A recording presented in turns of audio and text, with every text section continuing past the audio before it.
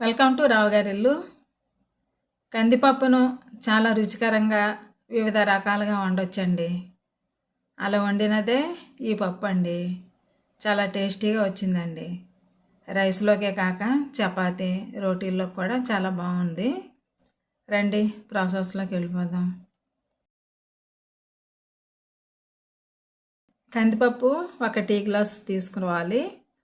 ఒక చిన్న ఉల్లిపాయ, 3 పచ్చిమిర్చి, 2 రెబ్బల చింతపండు, 10-12 పొట్టు తీసుకున్న వెల్లుల్లి రెబ్బలు, 1/2 టీ స్పూన్ పసుపు, 1/2 టీ స్పూన్ కారం, రుచికి సరిపడా ఉప్పు తీసుకోవాలి.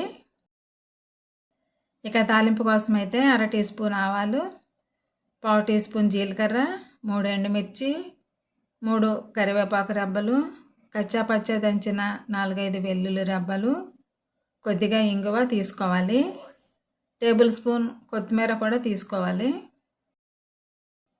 చూడండి, పచ్చిమిర్చి చాలా పొడవుగా ఉన్నాయండి.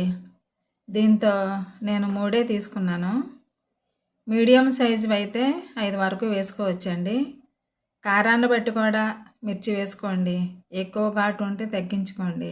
ఈ పప్పులోకి పచ్చిమిరపకాయల కారం బాగుంటుందండి. ముందుగా చింతపండును పైన కడిగి నీళ్ళలో నానబెట్టుకోవాలి. బాగా నానిన తర్వాత చింతపండును పులుసు తీసుకోవాలి. ఇప్పుడు మెయిన్ ప్రాసెస్ ప్రారంభిద్దాం రండి. చూడండి, కందిపప్పును సన్న మంటపై దోరగా వేయించుకోవాలి. ఎలాంటి నూనె వేయకండి, ఇలా డ్రై రోస్ట్ చేయాలి. మరీ బ్రౌన్ కలర్లోకి రానక్కర్లేదండి. పసుపు రంగులో ఉన్న పప్పు కొద్దిగా ముదురు వర్ణానికి మారితే సరిపోతుంది.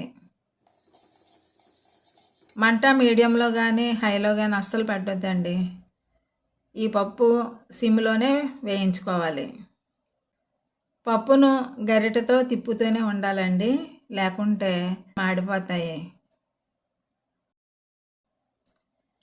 టీ గ్లాసుడు పప్పే కదండి, 4 నిమిషాల్లోనే చక్కగా రోస్ట్ అయ్యాయి.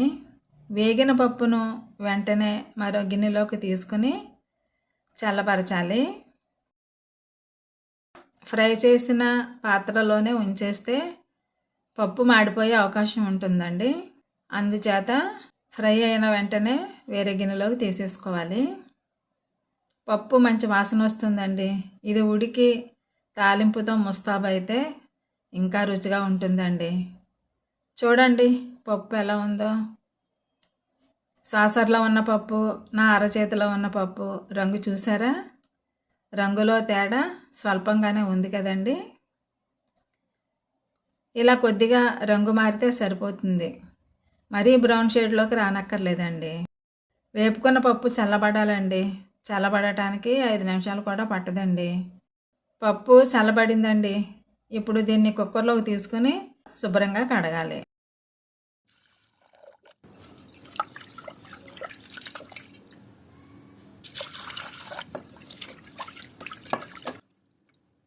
శుభ్రం చేసుకున్న పప్పులో మనం ఏ గ్లాస్తో అయితే పప్పు తీసుకున్నామో అదే గ్లాస్తో నీళ్లు పోయాలండి.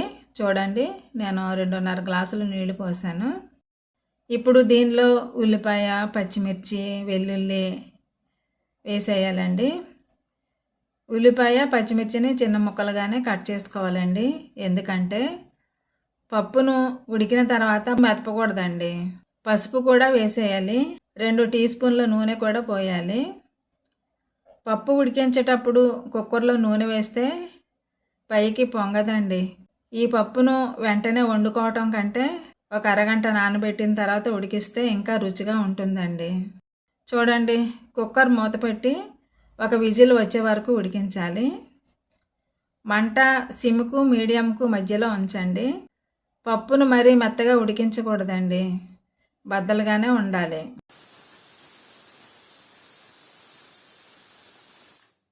చూడండి, ఒక విజిల్ వచ్చింది. స్టవ్ కట్టేసి కుక్కర్ చల్లారే వరకు ఆగాలండి. కుక్కర్ చల్లబడిందండి. పప్పు ఎలా ఉడికిందో చూద్దాం.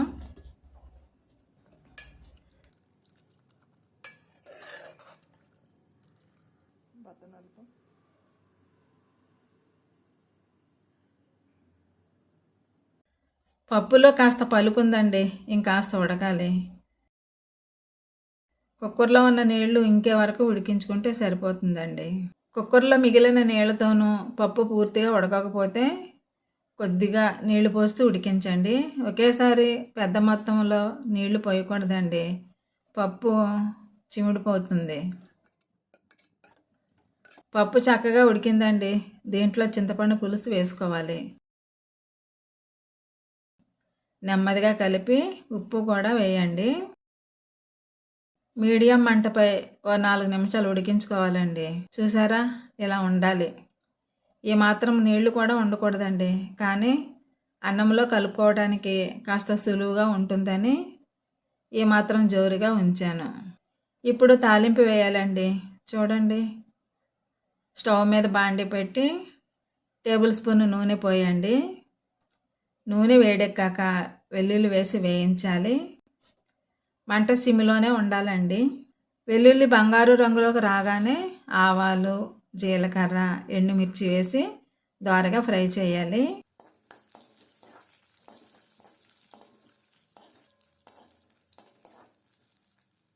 ఇప్పుడు కరివేపాకు కూడా వేసి చిటపటలాడనివ్వాలి.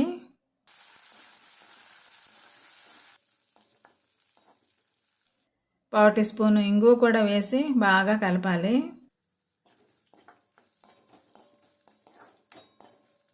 కొత్తిమీర, కారం కూడా వేసి 2 సెకన్లు బాగా కలపండి. చూడండి, తాలింపు సిద్ధమైపోయింది. ఇప్పుడు పప్పు వేసి వెంటనే మూత పెట్టేయండి.